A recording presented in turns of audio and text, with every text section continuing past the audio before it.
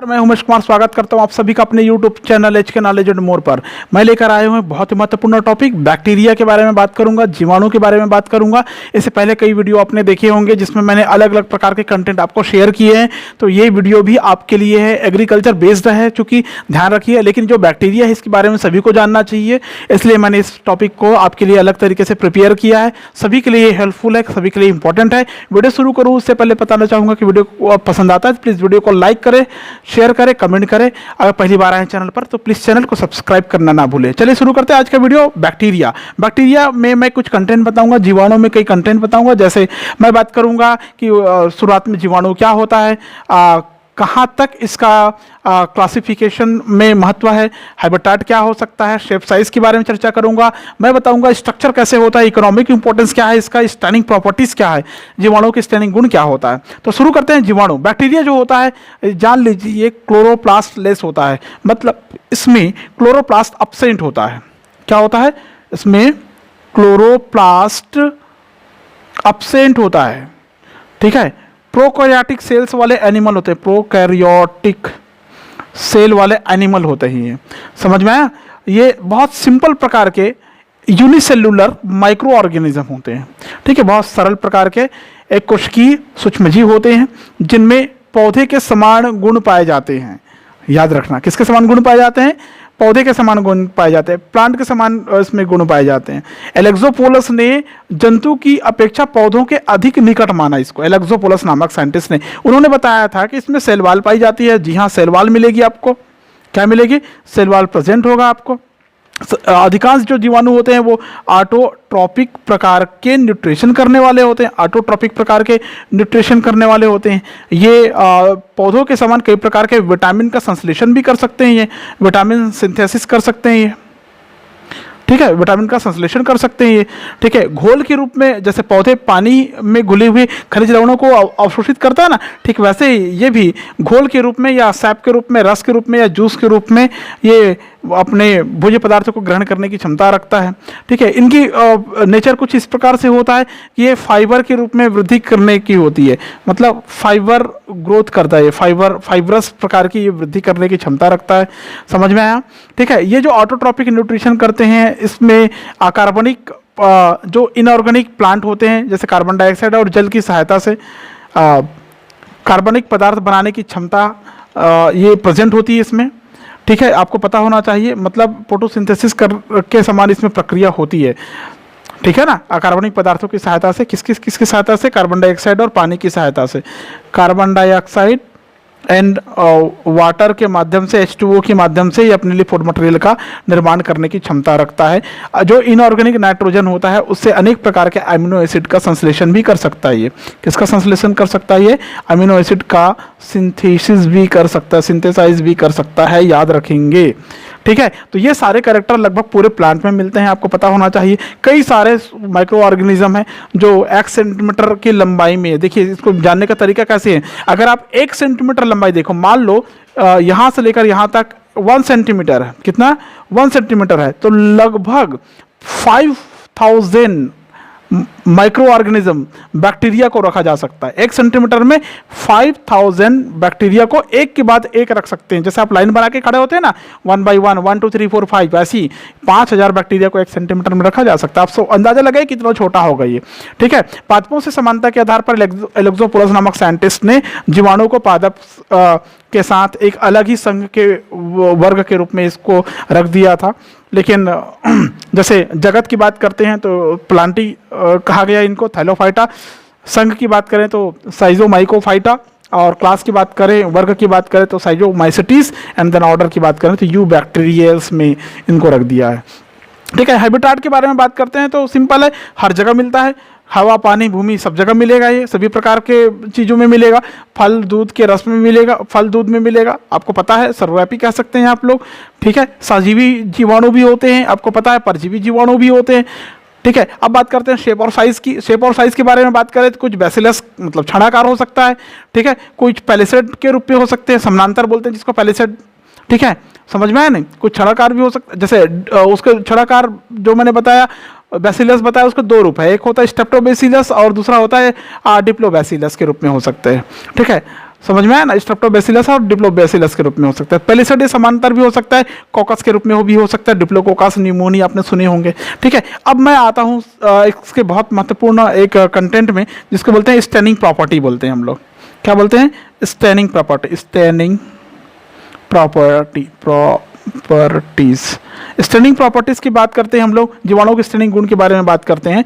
तो जीवाणुओं को अभिरंजित करते समय अभिरंजक ग्रहण करने के आधार पर, अर्थात जीवाणुओं को हम रंगते हैं, स्टेन करते हैं, तो वो कौन कौन उस रंग को ग्रहण करने की क्षमता रखता है, उसके आधार पर एनिमल्स को दो भागों में बांटा गया है। ये जो प्रक्रिया कराई गई थी बैक्टीरिया को बांटने का, वो ग्राम नामक साइंटिस्ट ने किया था। किसने? ग्राम नामक साइंटिस्ट ने लगभग 1884 में एक एक्सपेरिमेंट किया था। क्या एक्सपेरिमेंट किया था? देखिए, इन्होंने जीवाणुओं के रंगने की इस प्रक्रिया को सुझाया था। इसी के कारण इनके नाम के आधार पर इसको अभिरंजन स्टेन का नाम, इस स्टेन का नाम ग्राम स्टेन रख दिया गया। क्या रख दिया गया? ग्राम स्टेन रख दिया गया, याद रखेंगे। इन्होंने ये सुझाया था कि कैसे रंगेंगे उसको। ठीक है, इस प्रक्रिया में क्या करते हैं, हम एक बैक्टीरिया लेते हैं। ठीक है, क्या करते हैं, कोई बैक्टीरिया लिए हमने, इस बैक्टीरिया को पहले क्षारीय क्रिस्टल वायलेट रंग से रंगते हैं। ठीक है, क्रिस्टल वायलेट से कलर्ड करते हैं, ये क्षारीय है, एल्केलाइन है, याद रखना, एल्केलाइन या एल्केलाइन। क्षारीय क्रिस्टल वायलेट से रंगते हैं। क्षारीय क्रिस्टल वायलेट से जैसे ही रंगते हैं, सारे के सारे वायलेट हो जाते हैं। क्या हो जाते हैं? वायलेट हो जाते हैं, बैगनी हो जाते हैं। समझ में? बैगनी होने के बाद हम इसको डुबाते हैं, उबालते हैं, मतलब उसको धोने की कोशिश करते हैं आयोडीन एंड अल्कोहल के घोल में। किसमें? अल्कोहल के घोल में डुबोते हैं। जब अल्कोहल के घोल में और आयोडीन के घोल में डुबो देते हैं, तो जो जीवाणु अपना रंग बचा पाने में सफल होता है, दो प्रकार का, जो जीवाणु अपना रंग बचा पाने में सफल होता है, उनको ग्राम पॉजिटिव कहेंगे, ग्राम पॉजिटिव। और जो जीवाणु अपना रंग बचा नहीं सकते, उसको ग्राम निगेटिव जीवाणु कहते हैं। निगेटिव, VE ऐसा लिखता हूँ तो ज़्यादा अच्छा रहेगा। ठीक है, आयोडीन सॉल्यूशन में डुबाते हैं, आयोडीन और अल्कोहल के विलयन में डुबाते हैं, तो जो अपना कलर बचाए रखने में सक्षम होता है। ठीक है, मतलब जो अपने कलर को बचाए रखने में सक्षम होता है, ये कलर्ड ही रहेगा, लेकिन ये वाला होगा कलरलेस हो जाएगा। जो अपना रंग को बचा लिया वो ग्राम धनात्मक, जो नहीं बचा पाया रंगहीन हो गया, ग्राम ऋणात्मक कहलाएगा। जो ग्राम धनात्मक होता है, ग्राम पॉजिटिव जो बैक्टीरिया होते हैं, इसकी जो सेल वॉल होती है काफ़ी मोटी होती है, अधिक मात्रा में पेप्टाइडोग्लाइकन और कम मात्रा में प्रोटीन और पॉलीसेकेराइड्स पाए जाते हैं। एंटीबॉडीज जो होते हैं उसके लिए कम प्रोटेक्टर होते हैं, मतलब कम प्रतिरोधी होते हैं, अर्थात ये रोग कारक नहीं होता है। लेकिन जो ग्राम निगेटिव होता है, ये जीवाणु की कोशिका भित्ति जो काफ़ी पतली होती है लेकिन कठोर होती है, फास्फोलिपिड प्रोटीन की बनी होती है, लिपोपॉलीसेकेराइड की मात्रा काफ़ी ज़्यादा होती है। इस पे प्रतिजैवी के प्रति ज़्यादा प्रतिरोधकता ये दिखाते हैं, इसलिए पैथोजेंस के रूप में होते हैं, रोगजनक के रूप में होते हैं। तो हो गया ये ग्राम पॉजिटिव और ग्राम निगेटिव जीवाणु। आप लोग याद रखेंगे, कुछ जीवाणु ऐसे होते हैं जो ग्राम पॉजिटिव होते हैं और कुछ ग्राम निगेटिव होते हैं। अब मैं बात करूंगा स्ट्रक्चर के बारे में। स्ट्रक्चर देखो क्या क्या आपको दिखाई देगा, संरचना। ठीक है, जब हम एक जीवाणु की संरचना में जाते हैं तो हमको जीवाणु की संरचना में क्या क्या दिखाई देगी वो देखिए, उसके बारे में थोड़ा सा देखते हैं हम लोग। और ये बहुत जरूरी है, जीवाणु पढ़ रहे हैं तो जीवाणु की स्ट्रक्चर आपको पता होना चाहिए। ठीक है, तो आपको पता होना चाहिए कि जीवाणु कोशिका भित्ति के चारों ओर स्लाइम की बनी हुई एक परत पाई जाती है। किसकी बनी हुई एक परत पाई जाती है? स्लाइम की बनी हुई एक परत पाई जाती है। उस परत वो परत जो बाद में वृद्धि करके फूलकर कठोर हो जाती है, एक मोटी परत बनाती है, कैप्सूल का आवरण बनाता है, एक खोल के रूप में व्यवस्थित हो जाती है, काफ़ी सुदृढ़ संरचना रहती है। वो जो स्लाइम है, औपंख है, वो डेक्स्ट्रीन, लेवान, कुछ मात्रा में सेलुलोज का बना हो सकता है। जिन जीवाणुओं में कैप्सूल पाया जाता है उनको कैप्सुलेटेड कहते हैं, जिसमें नहीं पाया जाता उसको नॉन कैप्सुलेटेड कहते हैं। ये पता होना चाहिए आपको। जो कैप्सुलेटेड जो जीवाणु है, बैक्टीरिया है, वो रोगजनक होते हैं क्योंकि उनके ऊपर किसी भी प्रकार के एंजाइम्स का कोई असर नहीं होता। व्हाइट ब्लड कार्पल्स इनका भक्षण नहीं कर पाती। ठीक है, लेकिन इसी कारण इनका जो कैप्सूल होता है वो समाप्त हो जाए तो ये रोगोत्पादक क्षमता खो देते हैं। मतलब ऐसा से बैक्टीरिया अगर आपके शरीर में पहुंचता है तो आपको इस प्रकार से ट्रीटमेंट किया जाता है कि उनका जो कैप्सूल है वो नष्ट हो जाए। ठीक है, तो मैं स्ट्रक्चर में जा रहा हूँ। सबसे पहले सबसे बाहरी आवरण के रूप में आपको दिखाई देगी, और वो जो दिखाई देगी स्ट्रक्चर वो कहलाएगा, देखिए मैं यहाँ पर एक स्ट्रक्चर ड्रा कर रहा हूँ, इसको ध्यान से देखना। ठीक है, सबसे बाहरी संरचना के रूप में मैंने जो स्ट्रक्चर अभी ड्रा किया रेड कलर में, ठीक है, इस संरचना का नाम है, इसी को बोलते हैं कैप्सूल। क्या बोलते हैं इसको? इसको बोलते हैं कैप्सूल। क्लियर है? किसके बनी हुई मैंने पूरा बताया, पूरा वर्णन किया, ध्यान से सुनिए वीडियो, ठीक है। अब जो फर्स्ट लेयर आपको मिलेगा इस स्ट्रक्चर में वो होता है सेल वॉल। क्या होता है? सेल वॉल या कोशिका भित्ति होती है।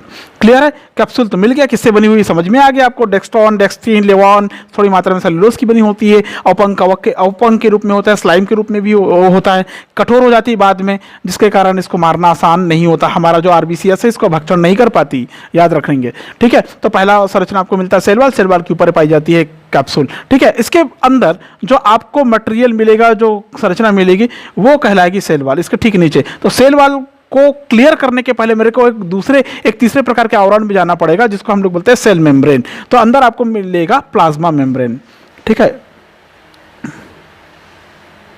ये मैं जो अभी ड्रा कर रहा हूं ये है प्लाज्मा मेम्ब्रेन। क्या ये प्लाज्मा मेम्ब्रेन है, ध्यान रखेंगे आप लोग। यहाँ पर थोड़ा सा गैप छोड़ रहा हूँ, क्यों छोड़ रहा हूँ थोड़ी देर में समझ में आ जाएगा आपको। ये मैंने पहले खींच दिया। तो ये जो प्लाज्मा मेम्ब्रेन है, ठीक है, प्लाज्मा मेम्ब्रेन एक जगह पर आकर कोशिका झिल्ली कोशिका से गोलाकार प्रवर्धक के रूप में निकलती है, जो कि रेस्पिरेशन का काम करती है, गोलाकार प्रवर्धक के रूप में यहाँ से निकलती है और रेस्पिरेशन का काम करती है। इस संरचना को हम लोग कहते हैं मीजोजोम कहते हैं। क्या बोलते हैं इसको? मीजोजोम कहते हैं, याद रखेंगे। क्या बोलते हैं इसको? मीजोजोम कहते हैं। इस प्रकार ऐसे ये कन्वर्ट हुआ रहता है, ठीक है। इस स्ट्रक्चर का नाम क्या है? अभी अभी हमने कहा मीजोजोम कहते हैं इसको, मीजोजोम बोलते हैं इसको। क्लियर है? आप समझ गए होंगे। ऊपर कैप्सूल, नीचे मीजोजोम, और ये इसकी संरचना का नाम मैंने क्या बताया? सेकेंड नंबर का जो मैं लेयर बोल रहा हूँ इसको बोलते हैं सेल मेम्ब्रेन। क्या बोलते हैं इसको? सेल मेम्ब्रेन, कोशिकीय झिल्ली, या ये कहेंगे इसको प्लाज्मा झिल्ली भी कह सकते हैं अभी यहाँ पर, क्योंकि अंदर प्रोटोप्लाज्मा साइटोप्लाज्म भरा हुआ रहता है, ठीक है। ये हो गया plasma membrane, plasma membrane, ME बस लिखा हूं मैं, ध्यान रखेंगे, ठीक है। वो हो गया कैप्सूल और ये हो गया प्लाज्मा मेम्ब्रेन, ठीक है। अब मैं बात कर रहा था सेल वॉल के बारे में। तो ये जो बीच में बच रहा है ना, यही सेल वॉल है। क्या है? सेल वॉल है, कोशिका भित्ति। ये जो कोशिका भित्ति होती है जीवाणु के चारों तरफ कठोर मोटी संरचना के रूप में पाई जाती है, भित्ति के रूप में पाई जाती है, जो जीवाणु के प्रतिकूल आवरण से बचाए रखने में सक्षम होती है, सफल होती है, ठीक है। अलग अलग जीवाणु की कोशिका भित्ति अलग अलग हो सकती है। जैसे उच्च वर्गीय जो पौधे होते हैं, शैवाल होते हैं, उनकी कोशिका भित्ति सेलुलोज और सेलुलोज की बनी होती है। जो फंगस होते हैं, कवक होते हैं, उनकी कोशिका भित्ति काइटिन की बनी होती है। लेकिन ठीक विपरीत जीवाणु की जो सेल वॉल होती है, इसका एक अपने आप में बहुत महत्वपूर्ण लक्षण है। तो याद रखना, पादप कोशिकाओं की भांति इसमें माइक्रोफाइब्रिलर ना होकर यह कणिकामय होता है, ग्रेन्युलर होता है। और किससे निर्मित होती है इनकी जो कोशिका भित्ति होती है? एसिटाइल ग्लूकोसामिन और एसिटाइल म्यूरामिक एसिड, ये कोशिका भित्ति का आधारभूत संघटक होता है। इसका दोनों पदार्थ लगभग बराबर मात्रा में होता है। इसके अतिरिक्त कभी थोड़ी मात्रा में पॉलीसेकेराइड्स हो सकता है, अमीनो एसिड भी होता है, याद रखेंगे। कुछ जीवाणुओं में लिपिड की बनी हुई कोशिका भित्ति पाई जाती है, याद रखेंगे, सेल वॉल पाई जाती है। तो सभी घटक मिलकर पेप्टाइडोग्लाइकान या म्यूकोपेप्टाइड नामक एक पॉलीमर का निर्माण करता है, और यही सेल वॉल के रूप में होती है। समझ में आया? सेल वॉल में आपको याद रखना है म्यूकोपेप्टाइड और पेप्टाइडोग्लाइकान से बनी हुई सेल वॉल होती है। क्लियर है? समझ में आ गया। नेक्स्ट आता है इसमें सेल वॉल, सेल मेम्ब्रेन तो मैंने क्लियर कर दिया कि जीवाणु कोशिका भित्ति के नीचे की ओर, जीवद्रव्य के चारों ओर, है ना, यहाँ पर क्या भरा होगा? जीवद्रव्य भरा होगा। तो जीवद्रव्य के चारों ओर उसको पकड़ कर रखने वाला, कैप्चर करके रखने वाला ये जीवद्रव्य हो गया, मतलब मैंने बना दिया, ठीक है। इसका नाम क्या कहा अभी? कोशिका द्रव्य, साइटोप्लाज्म बोलते हैं इसको, ठीक है। तो ये हो गया साइटोप्लाज्म। नेक्स्ट थर्ड, साइटोप्लाज्म अंदर हो गया। साइटोप्लाज्मा के जो घेर कर रखा हुआ है वही प्लाज्मा मेम्ब्रेन हो गया। तो ये जो द्रव भरा है अंदर, ये क्या है? साइटोप्लाज्मा है। क्लियर है? क्या है? साइटोप्लाज्मा है। समझ में आ गया? जो झिल्ली होती है बहुत पतली संरचना के रूप में होती है, प्रोटीन और फास्फोलिपिड की बनी हुई हो सकती है। गोलाकार प्रवर्धक के रूप में एक संरचना निकलती है जिसको आप लोग कहते हैं मीजोसोम। ये रेस्पिरेशन का कार्य करती है। उसके बाद आते हैं तीसरे साइटोप्लाज्मा में। साइटोप्लाज्मा प्लाज्मा झिल्ली के अंदर डीएनए तंतु को छोड़कर शेष भाग कोशिका द्रव्य कहलाता है इसमें, ठीक है। यहां पर ऐसा डीएनए का थ्रेड पाई जाती है, ऐसा ये इस प्रकार की अवस्था में डीएनए का न्यूक्लियोइड थ्रेड पाई जाती है। ये है न्यूक्लियोइड डीएनए, क्या बोलते हैं इसको, न्यूक्लियोइड डीएनए बोलते हैं इसको। तो इसको छोड़कर, केवल न्यूक्लियोइड डीएनए को छोड़कर बाकी जितने भी भाग है सबको कोशिका द्रव्य का भाग कहेंगे, जो कणिका में भी हो सकता है, पारदर्शक रचना के रूप में पाई जाती है। इसमें कई प्रकार के लवण साल्ट वाले कंटेंट कार्बोहाइड्रेट्स हो सकते हैं, अमीनो एसिड हो सकता है, फैट बॉडी हो सकता है, कोई एंजाइम हो सकता है, वॉलेटिन ग्रेन्यूल्स हो सकता है, उसमें काफ़ी मात्रा में 70S राइबोसोम हो सकता है, वैक्यूल्स हो सकता है, मिजोजोम होता ही अंदर में, मिजोजोम अभी पढ़े आपने, ये मिजोजोम का स्ट्रक्चर। लेकिन endoplasmic reticulum, Golgi complex, mitochondria और इसमें जो प्लास्टिक है, प्लास्टिड या लवक, वो विकसित नहीं होते। प्रकाश संश्लेषण कोशिका में एक विशेष प्रकार का क्लोरोफिल पाया जाता है, याद रखेंगे आप लोग, मतलब इसमें रेस्पिरेटरी चेन पाया जाता है, ठीक है ना। इसकी जो संरचना होती है, क्या संरचना, झिल्ली वाली जो संरचना होती है, उस संरचना के आंतरिक हिस्से पर रेस्पिरेटरी चेन पाई जाती है श्वसन के लिए। इस प्रकार की ऐसे चेन मिलेगी आपको, क्या पाई जाती है, इसको रेस्पिरेटरी चेन बोलते हैं इसको। ये पूरा झिल्ली में ऐसा बना हुआ रहता है, क्या बोलेंगे इसको, रेस्पिरेटरी चेन बोलेंगे इसको, रेस्पिरेटरी चैन के रूप में ये कन्वर्ट होगा। तो इसका नाम मैं दे देता हूँ, रेस्पिरेटरी चैन बोलेंगे इसको, क्या बोलेंगे, रेस्पिरेटरी चैन बोलेंगे। क्लियर है। और अभी मैंने जो कहा साइटोप्लाज्म, इसमें क्या क्या मटेरियल है देख लीजिए, ठीक है। अब अलग अलग मटेरियल मैं बना रहा हूँ, ये ऐसा मैंने बनाया, इसका नाम मैंने लिखा tRNA, tRNA, ठीक है, समझ में आ गया। एक और स्ट्रक्चर मैं बनाता हूँ,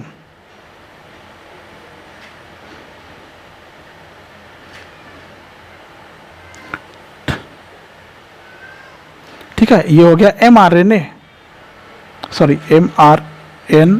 mRNA। क्लियर है। mRNA के अलावा भी और बहुत सारे जो पढ़े ना आप लोग, फ्री राइबोसोम वगैरह, ये जो मॉलिक्यूल्स ऐसा दिख रहा है, ऐसा अणु के रूप में, ठीक है, ये फ्री एंजाइम है, फ्री एंजाइम, ठीक है। आपको दिखाई देगा कुछ इस प्रकार के स्ट्रक्चर में, ठीक है। तो ये क्या है, क्या बोलते हैं इसको, राइबोसोम बोलते हैं इसको, राइबोसोम बोलेंगे आप, फ्री राइबोसोम बोल सकते हैं आप लोग इसको, ठीक है। यहाँ पर एक ऐसे और संरचना आपको देखने को इस प्रकार के ऐसे संरचना के रूप में मिल सकती है, इसको बोलेंगे, यहाँ पर लिख देता हूँ मैं, इसको बोलते हैं हम लोग इंटरनल मेम्ब्रेन, इंटरनल मेम्ब्रेन बोलते हैं इसको, क्या बोलते हैं, इंटरनल मेम्ब्रेन बोलते हैं। क्लियर है, समझ में आ गया। ये जो संरचना आपको अंदर रेस्पिरेटरी चेन के रूप में दिखाई दे रही है, ठीक है, इसी से लगा हुआ एक और संरचना पाई जाती है जिसको बोलते हैं पॉलीसोम बोलते हैं, क्या बोलते हैं, पॉलीसोम बोलते हैं। ये पता होना चाहिए आपको, ठीक है। तो आगे बढ़ते हैं हम लोग, तीसरा नंबर में आए थे आप, साइटोप्लाज्म, जिसके अंदर के सारी चीज़ें आपको बताया गया है, ठीक है, आपको पता होना चाहिए। और चौथा नंबर के जो स्ट्रक्चर आता है, ये बोलते हैं, इसको बोलते हैं हम लोग इंसिपिएंट न्यूक्लियस भी बोल सकते हैं, या न्यूक्लियोइड डीएनए भी बोल सकते हैं आप, न्यूक्लियोइड डीएनए, या इसी को इंसिपिएंट न्यूक्लियस भी बोल सकते हैं, प्राथमिक केंद्रक बोलते हैं इसको, ठीक है। इसमें प्राथमिक केंद्रक पाया जाता है, केंद्रक भित्तीय गुणसूत्र का अभाव होगा, इसमें न्यूक्लियोइड कहते हैं इसको। इसमें 700 से 1400 माइक्रोन लंबे डीएनए का तंतु थ्रेड के रूप में इसमें पाया जा रहा है, देखिए, न्यूक्लियोइड डीएनए के रूप में। द्विगुणन के समय ये जो कुंडल है ये खुल जाते हैं, फलस्वरूप 2 डीएनए तंतु वहाँ पर बन जाते हैं, ठीक है, 2 डीएनए तंतु बनते हैं और उसका विभाजन होना शुरू हो जाता है, ठीक है। नेक्स्ट स्ट्रक्चर इसमें जो आता है प्लाज्मिड, क्या होता है, प्लाज्मिड। जीवाणु कोशिका में प्लाज्मिड पाई जाती है, जिससे बहुत सारे मात्रा में बहुत सारे पदार्थ बनते हैं। इसके लिए मैंने पहले ही बायो वालों के लिए वीडियो पोस्ट कर चुका है, आप देख सकते हैं वहाँ पर। प्लाज्मिड और एपिसोम, जीवाणु की कोशिका द्रव्य में डीएनए तंतु के अलावा कई छोटी छोटी स्वतंत्र इकाइयाँ, जिसको हम लोग डीएनए के नाम से जानते हैं, ठीक है, माने उसी प्रकार के आनुवंशिक पदार्थ होते हैं जैसे डीएनए है, तो उनको हम लोग क्या बोलेंगे यहाँ पर, क्या बोलेंगे इसको, प्लाज्मिड बोलेंगे। वो भी आनुवंशिक इकाई होते हैं जिन्हें प्लाज्मिड कहते हैं। प्लाज्मिड या दूसरी आनुवंशिक इकाइयाँ मुख्यतः डीएनए से संयुक्त अवस्था में पाई जाती है, तो उसको एपिसोम कहते हैं। प्लाज्मिड या संयुक्त अवस्था में है डीएनए के साथ में, तो वो क्या कहलाएगा, एपिसोम कहलाएगा। क्लियर है। एपिसोम की जो स्ट्रक्चर है वो यहाँ पर क्लियर नहीं है, लेकिन ध्यान रखेंगे उसको एपिसोम कहेंगे, समझ में आए। और सबसे लास्ट में इसमें जो संरचना आपको देखने को मिलती है वो होता है फ्लैजीला, फ्लैजीला एंड सीलिया, फ्लैजीला एंड सीलिया, जिसको पीली भी बोलते हैं, ठीक है, पीली भी बोलते हैं। और सीलिया पीली कहाँ दिखाई देगा आपको, इस रूप में ऐसा दिखाई देगा,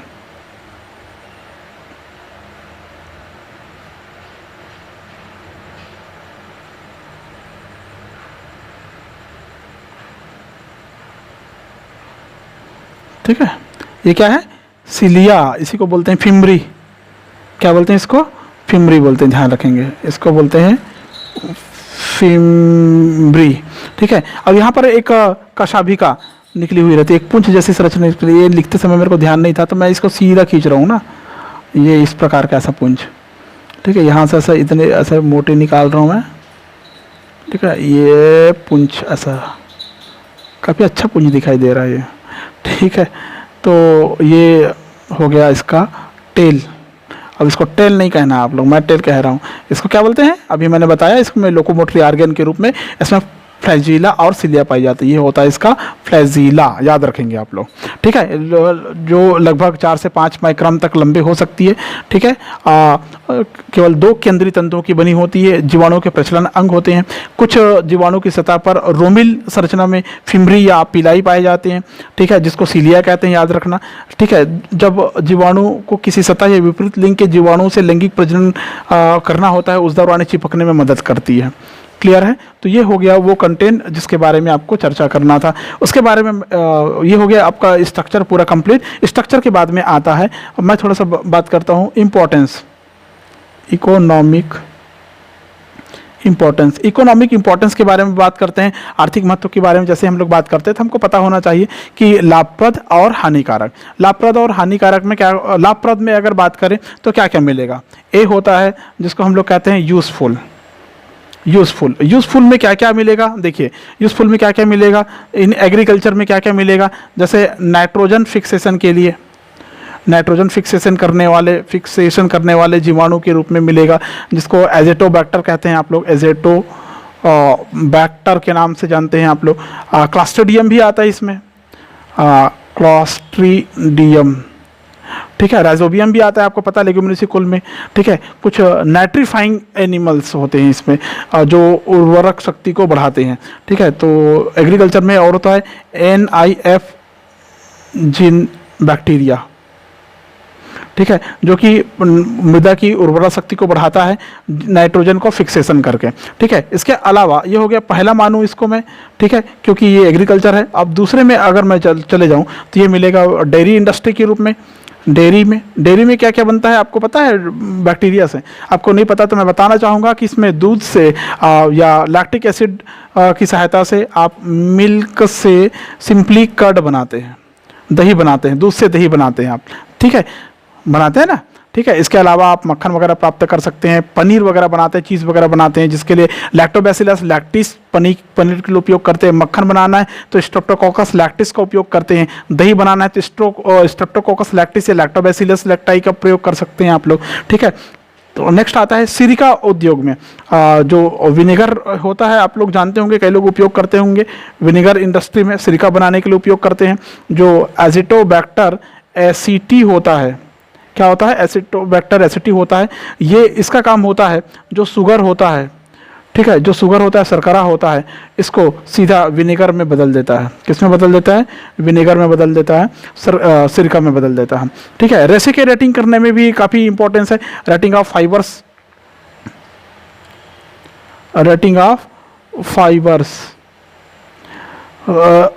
रेसे के रेटिंग करने के लिए काफ़ी उपयोगी, जैसे क्लास्ट्रीडियम ब्यूटीरिकम इसके अंतर्गत आता है। ठीक है, क्लास्ट्रीडियम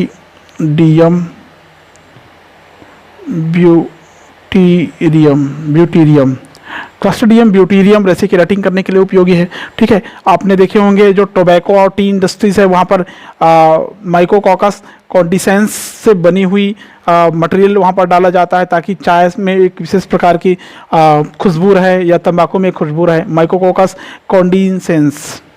ठीक है, किसमें, कौन से उद्योग में? टोबैको एंड टी इंडस्ट्री में किसका प्रयोग करते हैं? माइकोकॉकस कॉन्डिसेंस का प्रयोग करते हैं। ठीक है, ठीक ऐसे ही चमड़ा उद्योग में भी करते हैं। जो लेदर इंडस्ट्री होता है वहाँ पर लेदर से हेयर को निकालने के लिए, रोम को निकालने के लिए, चमड़े से वसा को निकालने के लिए और शुद्ध और अच्छा चमड़ा प्राप्त करने के लिए बैक्टीरिया का उपयोग करते हैं। ठीक है, नेक्स्ट आता है मेडिसिन इंडस्ट्री में दवाई वाली जो काम चलता है, इससे कई प्रकार के आप वैक्सीन तैयार कर सकते हैं, आप दवाई बनती है। कई प्रकार के आप एंटीबायोटिक्स तैयार कर सकते हैं, आप बायोटिक्स, कई प्रकार के आप हार्मोन्स का फॉर्मेशन कर सकते हैं, कई प्रकार के एंजाइम्स का फॉर्मेशन कर सकते हैं आप, एटसेट्रा से बहुत सारे वर्क आप इसमें बहुत सारे काम मिलेंगे। पदार्थों के चक्रीकरण में भी बहुत बड़ा रोल अदा करता है ये बैक्टीरिया, याद रखेंगे। तो ये हो गया यूज़फुल, ठीक है। अब यूज़फुल के बाद में मैं आता हूँ यहाँ पर सेकेंड, हार्मफुल एक्टिविटीज़ में। हार्मफुल एक्टिविटीज़ की जब बात हम लोग करते हैं तो हमको पता होना चाहिए बीमारी उत्पन्न करने वाले होते हैं, कई प्रकार के डिजीज़ उत्पन्न कर सकते हैं। ये क्या कर सकते हैं? कई प्रकार के डिजीज़, बीमारी उत्पन्न कर सकते हैं। किसमें उत्पन्न करेगा? सारे ह्यूमन बींग्स में कर सकते हैं, सारे प्लांट में कर सकते हैं, सारे एनिमल में कर सकते हैं। क्लियर है?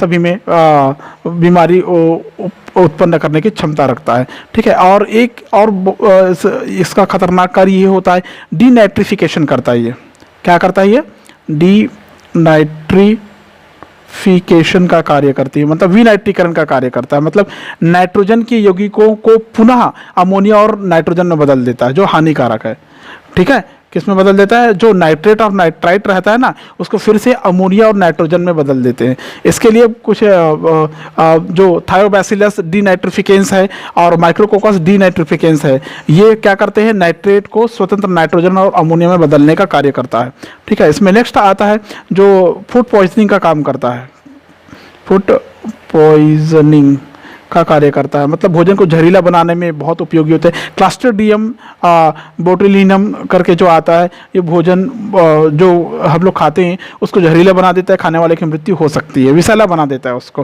ठीक है। प्रोटीन पदार्थों को, शाकों को नष्ट करने की क्षमता रखता है, ठीक है। एक और आता है इसमें एक्टिविटीज जो कि भूमिगत पाइप को सड़ाने के काम कर सकता है, ठीक है। डैमेज्ड और डेड मेटल, किसी भी धातु को डैमेज कर सकता है, क्षतिग्रस्त करने की क्षमता रखता है, उसको नष्ट करने की क्षमता रखता है पूरी तरह से, ठीक है। उसको सड़ाने की क्षमता रखता है, ठीक है। तो ये हो गया वो सारा कंटेंट जो बैक्टीरिया से रिलेटेड था। मैंने बताया बैक्टीरिया का स्ट्रक्चर, इसका स्टर्निंग प्रॉपर्टीज क्या है, शुरुआत में मैंने कैरेक्टर बताया था, स्ट्रक्चर ऑफ बैक्टीरिया बताया, और क्या इसका इकोनॉमिकल इंपॉर्टेंस है, ये पूरा कंटेंट बताया। वीडियो पसंद आया प्लीज़ वीडियो को लाइक करें, शेयर करें, कमेंट करें, और नए वीडियो प्राप्त करने के लिए प्लीज़ चैनल को सब्सक्राइब करें। Thank you so much. नए वीडियो फिर से लेके आऊँगा, तब तक के लिए सबको bye, thank you so much.